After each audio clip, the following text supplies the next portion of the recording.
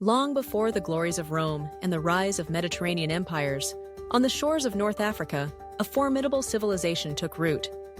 Born from seafaring traders and nurtured by the currents of commerce, Carthage emerged as a city of splendor, innovation, and influence. The story of Carthaginian civilization is a tale of resilience and ambition, marked by triumphs, turmoil, and ultimately tragedy. Yet its legacy endures, woven into the tapestry of ancient history. The origins of Carthage can be traced to the Phoenicians, a people renowned for their mastery of the seas. By the close of the 9th century BCE, enterprising Phoenician settlers from the city of Tyre, in modern-day Lebanon, sailed westward in search of new trading posts and opportunistic harbors. On a strategic peninsula jutting into the Mediterranean, they founded Carthage, meaning new city. This settlement, destined to become Carthage, quickly transformed from an outpost into a powerhouse, bridging Africa and Europe, connecting east and west. From its inception, Carthage embraced its maritime roots. Its harbors bustled with vessels laden with spices, ivory, metals, textiles, and rare goods from across the ancient world. Carthaginian sailors ventured far beyond their shores, establishing a web of colonies stretching from Sicily and Sardinia to the Atlantic coasts of Spain and Morocco. This network was far more than a commercial enterprise. It was the lifeblood of a civilization that gained prosperity, knowledge, and influence through the movement of people and products. Carthage's society was cosmopolitan and hierarchical, shaped by a blend of indigenous Berber traditions and Eastern Mediterranean customs. At the top stood a mercantile aristocracy, powerful families whose fortunes were tied to trade and navigation. Below them were skilled artisans, craftsmen, and a sizable working class, including both free citizens and slaves, many of whom were war captives or people purchased in bustling interregional markets. The city also absorbed elements from the diverse peoples with whom it traded, making Carthaginian culture rich and heterogeneous. The government of Carthage was distinctive among ancient states. It developed a system that combined oligarchy with elements of republicanism. 2 annually elected magistrates, known as suffetes, shared executive authority, reminiscent of Roman consuls. Beneath them, a council of elders, an aristocratic body, managed state affairs and directed both domestic and foreign policy. The Carthaginian assembly, though less prominent than Rome's, gave voice to the wider citizen body on critical issues. This mixed constitution provided a remarkable degree of stability, allowing Carthage to persist for centuries as a major power. Religion stood at the heart of Carthaginian life. Devotion to the gods, above all Baal Hammon and Tanit, shaped civic rituals and private practices. Temples and sacred precincts dotted the cityscape. The rituals of Carthage, famously, often infamously, associated with solemn sacrifices, have been the subject of intense debate.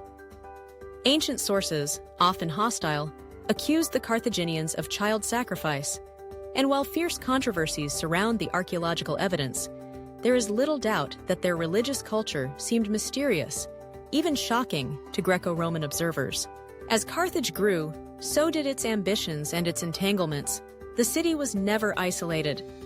It interacted, competed, and sometimes clashed with Greek city-states, local North African tribes, and Etruscan or Italian communities. Carthaginian armies, composed of citizen levies, mercenaries, and allied troops, fought to secure vital trade routes and extend territorial control. Unlike many ancient empires, Carthage often preferred economic dominance to outright conquest. Their commercial influence was easy to recognize.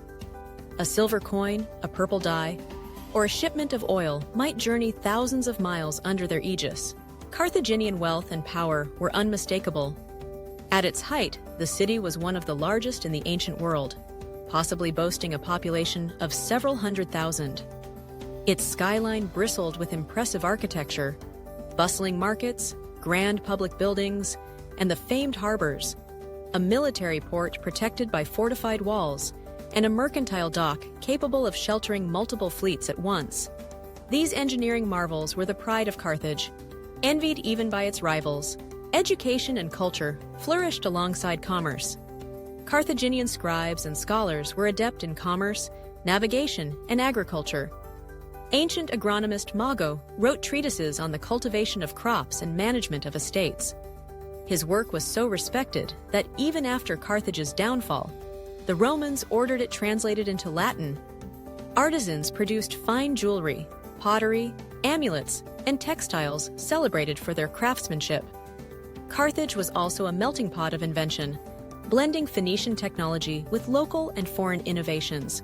Yet, Carthage's fate would be inseparably linked to its fiercest rival, Rome. As the Roman Republic grew, its aspirations collided with those of Carthage, especially in the contested waters and fertile lands of Sicily. What began as friction over commercial interests erupted into three epic confrontations known as the Punic Wars. Conflicts that would define the destinies of both powers. The First Punic War, a brutal struggle mainly at sea, showcased Carthage's naval prowess, but ended with stinging defeat and heavy indemnities. Undeterred, the Carthaginians rebuilt their politics and power from adversity. Then came the Second Punic War, dominated by one of antiquity's most legendary figures, Hannibal Barca. Hannibal's audacious march across the Alps with elephants and his string of victories, culminating in the masterstroke at Cannae, became the stuff of legend, earning both fear and admiration.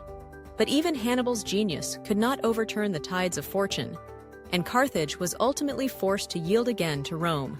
After decades of uneasy peace, the Third Punic War sealed Carthage's fate. The city withstood an extended siege, defending itself with desperate valor, but was finally overwhelmed. The Romans razed Carthage in 146 BCE, erasing it physically, yet unable to wholly obliterate its spirit or achievements. Later, recognizing the site's enduring value, Rome rebuilt Carthage as a colony, integrating it into the vast Roman Empire. Despite destruction, Carthaginian civilization shaped the ancient world in profound ways. Their mastery of navigation contributed to Mediterranean exploration and trade. Their political institutions provided models that echoed even in the societies that opposed them. Their agricultural and technical knowledge enriched the communities that inherited their lands. Carthaginian language and script were part of the wider Phoenician tradition, early contributors to the development of the alphabet that would influence Greek, and thus all Western writing systems. Their religious beliefs, preserved in fragments and in the lore of successor cultures, stand as testaments to the complexity and diversity of ancient spirituality. Legacy, for Carthage, is not merely a matter of material remains.